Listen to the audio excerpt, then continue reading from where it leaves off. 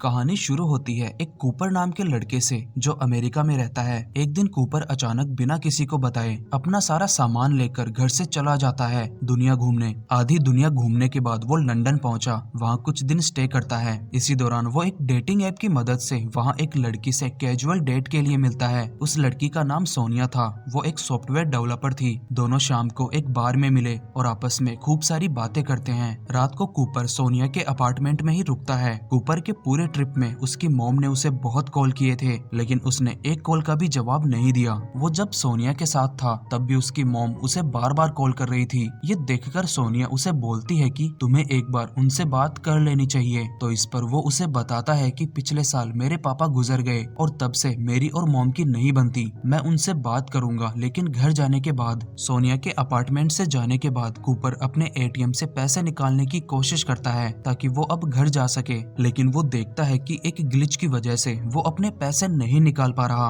उसने अपने बैंक से कांटेक्ट करा, लेकिन उन्हें ग्लिच ठीक करने में थोड़ा वक्त लगने वाला था। कूपर के पास उस वक्त बिल्कुल भी पैसे नहीं थे, तो उसे मजबूरी में दोबारा सोनिया के पास जाना पड़ा। उसने उसे अपनी पूरी सिचुएशन बताई और उससे रिक्वेस्ट करी कि वो उसे थोड़े वक्त अपने पास रुकने दे। सोनिया मान गई। शाम को कूपर सोनिया को एक साइट के बारे में बताता है जिस पर वो छोटे मोटे काम करके पैसे कमाता है। उस वक्त उस साइट पर एक जॉब वैकेंसी थी। एक गेम कंपनी को एक गेम टेस्ट करने के लिए लड़का चाहिए था। बदले में अच्छे खासे पैसे देने को तैयार थे। लोकेशन भी लंदन में ही थी और कूपर उसके लिए अप्लाई करता है। कंपनी का नाम देखकर सोनिया उसे बताती है कि ये कंपनी हॉरर गेम्स बनाती है और पिछले कुछ सालों से ये एक बहुत बड़े प्रोजेक्ट पर काम कर रहे हैं जिसकी भनक किसी को नहीं है। एक भी इंफॉर्मेशन लीक नहीं हुई। सोनिया कूपर से बोलती है कि जब तुम अंदर जाओ तो उस सीक्रेट प्रोजेक्ट से रिलेटेड कोई फोटो भेज देना। अगले दिन कूपर उस गेम कंपनी के ऑफिस में जाता है जहां उसे एक केटी नाम की औरत मिलती है। वो उसी कंपनी के लिए काम करती है। वो कूपर को वहां गाइड करती है। केटी कूपर को एक व्हाइट रूम में लेकर जाती है जहां टेबल, कुर्सी और एक बॉक्स के अलावा कुछ नहीं था। केटी कोई काम से रूम के बाहर जाती है। इसी दौरान कूपर उस बॉक्स को खोलकर उसमें जो था अपने फोन से उसकी फोटो खींचकर सोनिया को भेज देता है। केटी वापस आकर कूपर के कुछ पेपर्स पर साइन लेती है और उसे बताती है कि तुम जिस गेम को टेस्ट करने वाले हो उसे इंटरैक्टिव ऑगमेंटेड रियलिटी सिस्टम कहते हैं। आसान शब्दों में कहें तो ये वीआर का बाप है।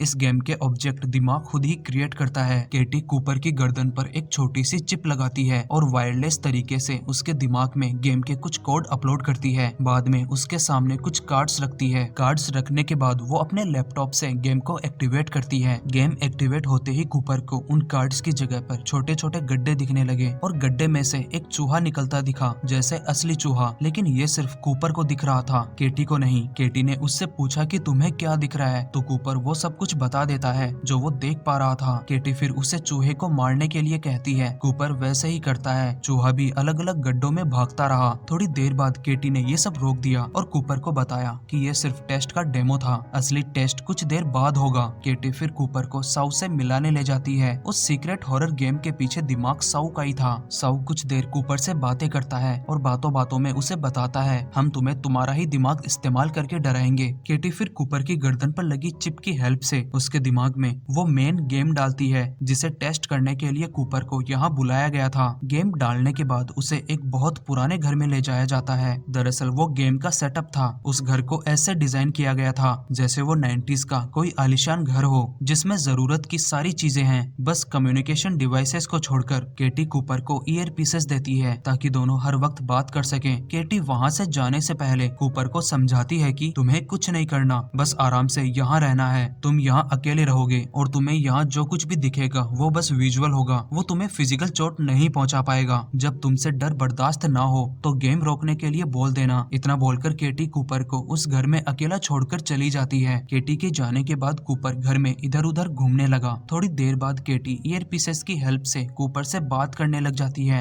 घंटों बीत गए लेकिन कूपर को कुछ नहीं दिखा। वो बैठे बैठे बोर होने लगा। बोर होने की वजह से वो केटी से पूछता है कि क्या मुझे ऐसे ही बैठे रहना पड़ेगा। तो इस पर केटी बोलती है कि थोड़ी देर ऐसे ही बैठे रहो, क्योंकि जब दिमाग खाली होता है तो वो खुद ब खुद चीजों में डर ढूंढने लगता है। थोड़ी ही देर बाद कूपर को एक छोटी सी मकड़ी दिखती है। उसे हमेशा से ही मकड़ियों से डर लगता है। वो जाकर उस मकड़ी को अपने पैर से दबाकर मार देता है, लेकिन जब वो अपने पैर के नीचे देखता है तो वहाँ कोई मकड़ी नहीं थी। वो उसके ही दिमाग का एक छोटा सा डर था जो उसे उसी के द्वारा दिखाया गया था। अगले ही पल उसे ऐसा लगा जैसे छत पर कोई भाग रहा है। वो जैसे ही सीढ़ियों की तरफ गया, उसे वहाँ अचानक एक जिंदा लाश की तरह खड़ा एक आदमी दिखा। अचानक उसे देखकर कूपर थोड़ा डर गया, लेकिन आदमी असली नहीं था, वो बस एक विजुअल था और वो बस कूपर को ही दिख रहा था। कूपर ने नोटिस किया कि इस आदमी की शक्ल पीटर के जैसी है। पीटर स्कूल में कूपर का दुश्मन था। कूपर उससे नफरत करता है। मतलब अब धीरे धीरे गेम ने अपना काम करना शुरू कर दिया। वो कूपर के दिमाग में छिपे हुए डर उसी के सामने लाकर रखने लगा है। कूपर अब लगातार खुद से ही बातें करने लगा ताकि वो अपना ध्यान अपने डर से हटा सके, और वो ऐसा कब करने लगा उसे खुद पता नहीं चला। अगले ही पल उसे अचानक एक बड़ी सी मकड़ी दिखी जिसका चेहरा पीटर के जैसा था। ये सब अचानक होने से कूपर थोड़ा और ज्यादा डर गया, लेकिन अभी भी उसका दिमाग उसके काबू में था। इसी दौरान उसका और केटी का नेटवर्क टूट गया। दोनों अब ईयर पीसेस के द्वारा एक दूसरे से बात नहीं कर पा रहे थे। कूपर दोबारा घर में इधर उधर घूमने लगा। थोड़ी ही देर बाद घर के दरवाजे पर किसी की दस्तक हुई। कूपर ने जब दरवाजा खोला तो वहाँ सोनिया थी। वो थोड़ी घबराई हुई थी, लेकिन कूपर को लग रहा था कि ये भी उसके दिमाग का वहम है, ये असली सोनिया नहीं है। लेकिन जब उसने सोनिया को छुआ तो वो उसे छू पा रहा था, लेकिन फिर भी उसका दिमाग ये मानने को तैयार नहीं था कि सोनिया यहाँ उसके सामने है। और सोनिया उसे बार बार बोल रही थी कि तुम्हारी जान को खतरा है, तुम्हें अभी यहाँ से निकलना होगा। कूपर उसकी बातों को पूरी तरह इग्नोर कर रहा था। उसका मानना था कि ये भी इस गेम का हिस्सा है। लेकिन दूसरी तरफ सोनिया उसे बताती है कि जब तुमने मुझे वो फोटो भेजी थी तो मैंने पता किया, पिछले साल इस कंपनी ने किसी कंप्यूटर ब्रेन इंटरफेस नाम के सॉफ्टवेयर का पेटेंट लेने की कोशिश की थी, लेकिन इन्हें पेटेंट नहीं दिया गया, ये बोलकर कि ये इंसानी दिमाग के लिए बहुत ज्यादा खतरनाक है और अब ये लोग बिना गवर्नमेंट की परमिशन के ये टेस्ट कर रहे हैं। पिछले साल 5 लोग गायब हो गए और वो सब भी टूरिस्ट थे। उनके फोन में भी वही जॉब साइट थी जो तुम्हारे फोन में है। सोनिया उसे बार बार रिक्वेस्ट कर रही थी कि हमें यहाँ नहीं रुकना चाहिए, वरना तुम्हारी जान को खतरा हो सकता है। सोनिया की ये बातें सुनकर भी कूपर पूरा चिल था। उसने फिर सोनिया से कहा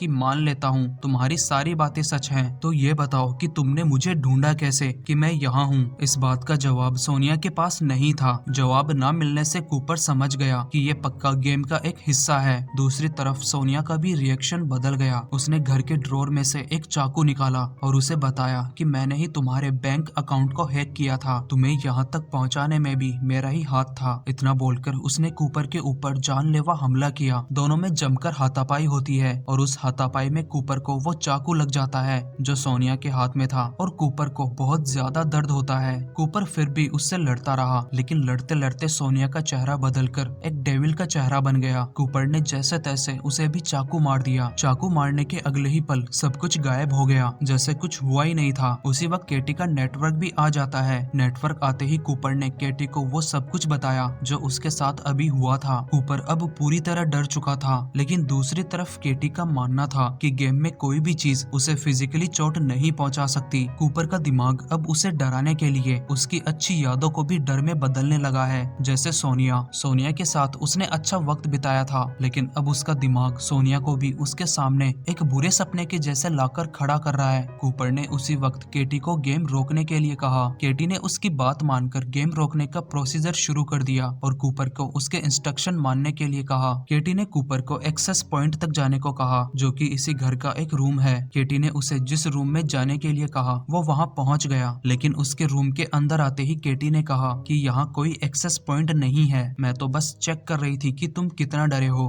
कूपर देखता है कि वो जिस दरवाजे से रूम के अंदर आया था वो दरवाजा भी वहाँ से गायब हो चुका था। अब कूपर इतना ज्यादा डर गया था कि वो अपनी याददाश्त भी खोने लगा। उसे अपनी माँ का चेहरा तक याद नहीं था और दरअसल यही उसका सबसे बड़ा डर था। कूपर अपने पापा से बहुत प्यार करता था, लेकिन वक्त के साथ उन्होंने अपनी याददाश्त खो दी और एक दिन मर गए। जो हालत कूपर के पापा की हुई थी वो सेम अब उसकी हो रही थी। कूपर अपना मानसिक संतुलन खो रहा था। उसने खुद ही उस गर्दन पर लगी चिप को निकालने की कोशिश की और उसी वक्त वहाँ केटी और साउ आकर उसे शांत कराते हैं। केटी गेम को बंद करने की कोशिश करती है, लेकिन गेम बंद नहीं हो रहा था क्योंकि गेम के न्यूरल नेटवर्क ने कूपर के दिमाग में गहराई में अपनी पकड़ बना ली थी और अब केटी कूपर के दिमाग से उस गेम के नेटवर्क को कभी नहीं निकाल पाएगी। और दूसरी तरफ कूपर को अब अपना नाम तक याद नहीं था। साउ ने अपने गार्ड से कूपर को उन 5 लोगों के साथ छोड़ने के लिए कहा जिनका हाल फिलहाल कूपर के जैसा हो रखा है, लेकिन तभी कूपर को होश आता है। वो अभी भी वही था जहाँ केटी और साउ ने उसके दिमाग में वो गेम डाला था। दरअसल गेम को उसके दिमाग में डाले सिर्फ 1 सेकंड हुआ था।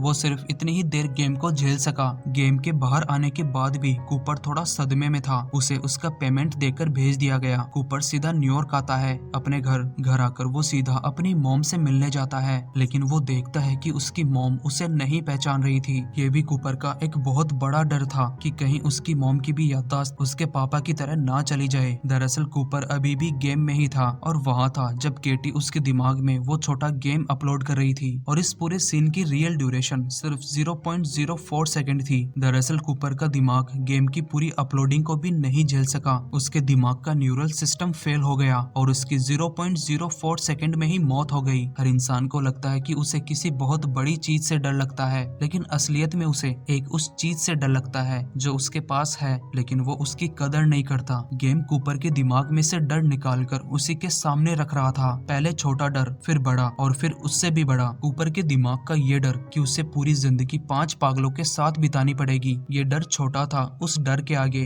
कि कहीं उसकी माँ की याददाश्त भी ना चली जाए उसके पापा की तरह, जबकि दोनों की ठीक से बनती भी नहीं थी। लेकिन उसके दिमाग को कहीं ना कहीं ये मालूम था इस वक्त इस दुनिया में उसकी माँ के अलावा यहाँ उसका कोई नहीं है। और यहीं पर यह कहानी खत्म हो जाती है। यहाँ तक पहुँच गए हो तो वीडियो को लाइक करें, चैनल पर पहली बार आए हैं तो चैनल को सब्सक्राइब करें और बेल आइकन को भी जरूर प्रेस करें। तो मिलते हैं अगले वीडियो में एक नई कहानी के साथ।